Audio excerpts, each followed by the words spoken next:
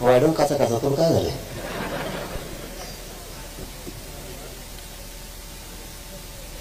माझी तब्येत खराब आहे, मी जास्त बोलणार नाही, पण एकच सांगितलेलं आहे आणि आजही सांगतो, संतोष भैयाला न्याय मिळाल्याशिवाय आम्ही कोणीही त्या कुटुंबाच्या पाठीमागून एक इंच सुद्धा हलणार नाही. ती परिस्थिती या राज्याला आपण आणून दिलेली, किती खंबीरपणाने आपण देशमुख कुटुंबियाच्या पाठीशी, याची परिस्थिती आपण त्यांना आणून दिलेली. दोन आपण ठामपणानं त्यांच्या पाठीशी सगळं राज्य उभं आहे आणि सूर्यवंशी कुटुंबाच्या सुद्धा पाठीशी आपण ठामपणे उभं आहेत. हे सूर्यवंशी कुटुंबियांना सुद्धा माहिती. या ठिकाणाहून फक्त एक महत्त्वाचं आव्हान आपल्या सगळ्यांना करतो आणि राज्यातल्याही सगळ्या जनतेलाही करतो आणि विशेष करून मराठ्यांनाही करतो. लॉंग मार्च सूर्यवंशी यांच्या न्यायासाठी मुंबईला चालला आहे. ज्या रस्त्यावरून तो लॉंग मार्च जाणार असणार आहे, गावागावातल्या प्रत्येक मराठ्यानं त्यांची नाश्त्याची, पाण्याची, जेवणाची व्यवस्था ताकदीनं करावी, ही या ठिकाणाहून मी जाहीरपणानं सगळ्या जनतेला सुद्धा सांगतो. आता आरोपी अटक झालेत, एक जण राहिला आहे, त्याचाही शोध लागलच. ही साखळी खूप मोठी आहे. या राज्यानं कधी अशी साखळी बघितली नसेल, असलं कधी नेटवर्क या राज्यानं कधी बघितलं नसेल. इतकं स्ट्रॉंग नेटवर्क आहे. आपल्या कल्पनेच्या पलीकडे मायबापाव, आपल्या बापजाद्यांनी किंवा आपण असं नेटवर्क कधी बघितलं नसेल. आणि 70-75 वर्षातल्या कुठल्या सरकारनं सुद्धा असं नेटवर्क आत्तापर्यंत बघितलं नसेल. इतकं स्ट्रॉंग नेटवर्क आहे. ही साधी सोपी गोष्ट समजू नका. आपल्या संतोष भैयाचा बळी यांनी घेतला, पण हे नेटवर्क इतकं मोठं आहे, याला खूप दिवस लागणार आहे सगळं सापडायला. वेगळ्या वेगळ्या टीमा आहेत ह्या. खंडणी मागणाऱ्या वेगळ्या टीमा, खून करणाऱ्या वेगळ्या, यांना घेऊन पळणाऱ्या वेगळ्या, पैसा पुरवणारी वेगळी टीम, यांना झोपायला घर देणारी वेगळी टीम, यांना या ठिकाणाहून त्या ठिकाणाहून नेण्यासाठी वेगळी टीम, डाके टाकणारी वेगळी टीम. तसे गुन्हे आहेत त्यांच्यावर. छेडछाडी करणाऱ्या वेगळ्या टीम. म्हणजे माणसाला मानसिक खच्चीकरण करायचं जर एखादा विषय त्यांचा नाही ऐकला तर. म्हणून ह्या सुद्धा छेडछाडीच्या वेगळ्या टीम आहेत. बलात्कार करणाऱ्या वेगळ्या टीम आहेत, ते सुद्धा गुन्हे त्यांच्यावरती आहेत. चोऱ्या करणाऱ्या वेगळ्या टीमा, 307 करणाऱ्या वेगळ्या टीमा, आणि यांना सांभाळणारा एक जण. ह्या भयंकर टीमा आहेत. ज्यांनी खंडणी मागायला पाठवलं तो सगळ्यात मोठा गुन्हेगार आहे. ज्यानं खून करायला लोक पाठवलेत, पाठवणारा सगळ्यात मोठा गुन्हेगार आहे. खून करणारापेक्षा आणि खंडणी मागणाऱ्यांपेक्षा सामूहिक कट रचणारा, संघटित गुन्हेगारी करायला लावणारा सगळ्यात मोठा गुन्हेगार आहे. तो अगोदर जेलमध्ये गेला पाहिजे. आणि हा समाज शांत एवढ्यासाठी आहे की मुख्यमंत्र्यांनी शब्द दिलाय, याच्यातला एकही सुटणार नाही. म्हणून लोक शांत आहेत. जर का रे बाबा मुख्यमंत्री साहेब यातला एक बी सुटला, सामना मात्र आमच्या संघ हे तुम्ही कधीच विसरायचा नाही. आमच्यावरती विश्वास ठेवणं हे सुद्धा संस्कार आहे. आणि एकदा विश्वासघात झाला तर त्याला रस्त्यावर सुद्धा आम्ही आणतो. हे सरकारनं पाठीमागे सुद्धा बघितलेलं आहे आणि पुढे पण लक्षात ठेवावं. खंडणीतला आणि खुनातला एकही आरोपी सुटता कामा नये. आणि या दोन्ही टीमला, खंडणी मागणाऱ्या आणि खून करणाऱ्या टीमला सांभाळलं कोणी? यांचे फोन त्या 8-10 दिवसात किती वेळेस झाले? यांनी एकमेकाला कुठली साथ दिली? हे चार्जशीट मध्ये येणं गरजेचं आहे. नसता तुम्ही म्हणताल की आम्ही आरोपी अटक केले, त्यांच्यावरती गुन्हे दाखल केले, परंतु तो तपासात आलाच नाही. तरी फसवणूक आहे. ज्या दिवशी आम्हाला असं वाटेल की यातला आरोपी सुटतोय किंवा ही सगळी 100-150 लोकांची साखळी धरली जाणार नाही, त्या दिवशी आम्ही राज्य बंद पाडलं म्हणून समजायचं. हे मुख्यमंत्र्यांनी लक्षात ठेवायचं. कारण ही लहान घटना नाहीये,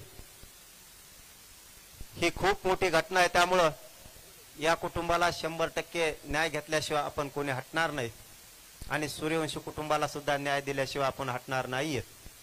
फक्त जागरूक राहा. या महाराष्ट्रातल्या सगळ्या जाती धर्माच्या लोकांनाही सांगतो आणि मराठ्यांनाही सांगतो, गाफील राहायचं थोडं आता बंद करा. सावध पावित्रा घ्यायचं शिका. समोरचा गोड बोलून डावं टाकतोय, डावं ओळखायचं पुढच्या काळात मराठ्यांनी शिकलं पाहिजे की कोण कसा डाव टाकतोय, त्याचं षड्यंत्र आपण कसं तोडायचं. याबाबत आपण हमेशा सतर्क असलं पाहिजे, सावध असलं पाहिजे. यांना कोणची चाल खेळू द्यायची नाही. यांनी टाकलेली चाल तोडायचं काम आपण करायचंय. शेवटी एक लक्षात ठेवा, आपला न्याय आपल्याला घ्यावा लागतो. राजकारण हे राजकारणाच्या ठिकाणी असतं, पण ज्यावेळेस अस्मितेवर घाला येतो, ज्यावेळेस एक कुटुंब उन्हात पडतं, ज्यावेळेस एक लेक टाळू फुटती, एक भाऊ न्यायासाठी वन न्याय मागत हिंडतो, त्यावेळेस त्यांच्या पाठीशी उभा राहणं समाजानं मायबाप म्हणून गरजेचं असतं. अशी वेळ कोणावरती येऊ नये, असा काळ आणि असं महासंकट कोणावरती खरंच येऊ नये. हे राजकारण करायची जागा नाहीये. हे राजकारण 4 दिवस केलं जातं, नाही केलं जात. परंतु देशमुख कुटुंबावरती जी वेळ आली ना, ही कुठल्याच राज्यातल्या कुटुंबावर येऊ नये. आज आनंदी असणारा, सुखी असणारा संसारात माती काढली गेली. आज त्या सगळ्या कुटुंबात घरात आनंद होता. आज हे लेकर आपला बाप आपल्या दारात आलेला रोज बघत होते, त्यांना त्या घरात आणि त्या उंबऱ्यात बाप येताना दिसत नाहीये. तुम्हाला आम्हाला बोलण्यापुरतं ठीक आहे, भाषणापुरतं ठीक आहे, पण एकदा तरी काळजाला हात लावून बघा. ही घटना साधी सोपी झालेली नाहीये. आज वनवास आलाय त्या कुटुंबावरती. कुटुंबाला काय करावं कळत नाहीये. 2 मनस्थितीतून ते कुटुंब चाललंय. इतकी भयान आणि विदारक परिस्थिती त्या कुटुंबाची झाली. ती जर आपल्या कुटुंबाची झाली असती तर आपण शांत बसलो असतो का? हा प्रश्न प्रत्येकानं राज्यातल्या मराठ्यांनी स्वतःला विचारा. अशी वेळ कोणावर येऊ नये आणि पुढच्या काळात येऊ द्यायची नसल तर या धनंजय मुंडेच्या टोळ्या आपल्याला संपवाव्या लागणार आहेत, त्याशिवाय चालणार नाही. कारण याने ह्या टोळ्या उभा केल्यात.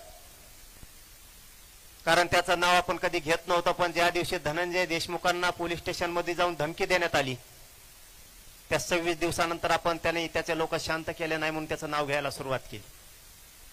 कारण तो त्याच्या लोकाला थांबवतच नाहीये.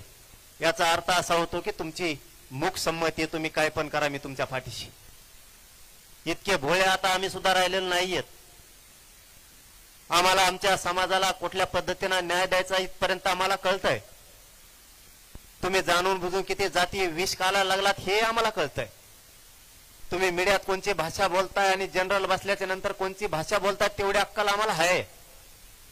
तुम्हाला वाटत असेल आम्ही खूप ताकदवर आहेत, पण एकदा जर मराठा बिथरला तर तो टोळी चटणीला सुद्धा पुरणार नाही. ही धमकी नाहीये, हे सत्य आहे. तुम्ही जर तुमच्या टोळ्या, लाभार्थी टोळ्या जर रस्ता रोको करत असतील, मोर्चे काढत असतील, आंदोलन करत असली तर हे राज्यात वेगळा पायंडा पडायला लागलाय. या राज्यात कधीच मराठ्यांनी किंवा कोणत्या जातीनं आतापर्यंत आरोपीच्या बाजूने आंदोलन केलेलं मला तरी आठवत नाही. या राज्यावरती आणि या लोकांवरती संस्कार आहेत, यांनी कधीच असा प्रयोग करण्याचा प्रयत्न केला नाही की आरोपीच्या बाजूने मोर्चे काढावेत. पण आता अशी शक्यता दिसायला लागली की या धनंजय मुंडेच्या टोळीनं मोर्चे काढायला सुरुवात केली. आता इथून पुढे जर आरोपींना काही केलं तर लोक आपण आपल्या जातीच्या आरोपीच्या बाजूने मोर्चे काढायला आता सुरुवात करणार आहे. कारण रूढ तुम्ही पाडली. कोण जातीवाद नाही करत. दाखवून द्या कोणी जातीवाद केलाय. एकदा समोर येऊन दाखवा आम्ही कोणता जातीवाद केला. जातीवाद कोणी करत नाही. कधी आम्ही वंजाऱ्याला बोललो नाही, कधी धनगराला बोललो नाही, कधी दलित मुस्लिमांना बोललो नाहीत, कधी ओबीसींना बोललो नाहीत, कधी मायक्रो ओबीसीला 12 बलुतेदारांना आम्ही कधी बोललो नाहीत. पण जे टोळी चुकीचं काम करायला लागली तिला बोलायचं नाही का? तिला काय असाच नंगा नाच करू द्यायचा का? लोकांचे लेकरं कापू द्यायचे, लोकांच्या मुलीच्या छेडछाडी करू द्यायच्या? तरीही तुमच्या जर गुंडाच्या टोळीला बोलायचं नाही म्हणल्याच्या नंतर तुम्ही हा नवीनच पायंडा या राज्यात पाडायला लागला. ही सोपी घटना नाहीये. तरीही तुम्ही त्या कुटुंबाच्या बाजूने बोलायचं सोडून तुम्ही आरोपीच्या बाजूने बोलायला लागलात. हे मात्र तुमचं चुकीचं पाऊल आहे. कारण ह्या धनंजय मुंडेच्या टोळीमुळं त्यांच्या जातीची, त्यांच्या समाजाची त्या जिल्ह्यात पत होती, मान सन्मान होता. जी सगळी पत याच्या टोळीनं त्यांची घातली. त्यांना खाली मान घालून चालायची वेळ आज आली. कारण खुन करून जर तुम्ही त्याच्या पाठीशी उभा राहायला लागले, आवाज पुरा कम केला म्हणे, त्याच्यामुळे ही पायंडा चांगला नाहीये. कोणी जातीवाद करत नाही आणि करायची कोणाला गरज पण नाहीये. परंतु टोळीच्या विरोधात बोलावं लागणार आहे आणि तिला रोखावं पण लागणार आहे. त्यांनी जर पुढच्याही काळात रोखलं नाही तर टोळीच्या बद्दल आपल्या सगळ्या जनतेला विचार करावाच लागणार आहे. कारण ते जास्तीत जर मस्तीतच येणार असले, ते जर थांबणारच नसले तरी हा अवघड विषय होईल. पुढचे संकट टाळायचे असतील तर पुढच्या काळात त्या गुंडाच्या टोळ्या थांबवणं गरजेचं आहे. म्हणून एकजूट राहत जा. हाक मारल्यावर येत जा. असू द्या सर्व पक्षी असू द्या, नाही तर कशाच असू द्या. हे सर्व पक्षी म्हणले काही जण लई कणत येत. आता काय करावं मलाही कळत नाही.